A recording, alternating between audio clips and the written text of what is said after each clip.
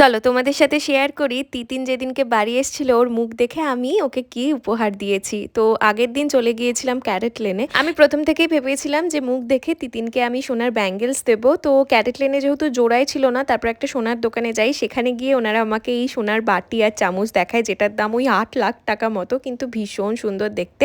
তারপরে আমি আমার যেই গিফটটা কিনতে গিয়েছিলাম সেগুলো দেখি, আমি টিকলিও ভাবছিলাম নেবো কিনা, কিন্তু সেইভাবে আমার পছন্দ হচ্ছিল না। ওই জন্য ভাবলাম যে না, যেটা নিতে এসেছি ব্যাঙ্গেল সেটাও দেখি। এখানে হাত বাজুও ওনারা আমাকে দেখাচ্ছিলেন, এটাও বেশ সুন্দর লাগছিল। তারপরে ছোট দিদিকে ফোন করলাম, ও বললো যে ব্যাঙ্গেলসই নিতে।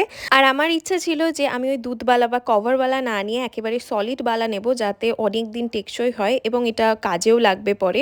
আমি ভীষণ খুশি ছিলাম। আর যেদিনকে আমার তিতিন বাড়ি এসেছিলো তার ব্লগ তো আমি অবশ্যই করেছি, কিন্তু ছোট্ট করে তোমাদের সাথে শেয়ার করলাম। সেই দিনই আমি ওর মুখ দেখে এই বালাটা ওর হাতে পরিয়ে দিয়েছিলাম। তো চলো আজকের মতো টাটা।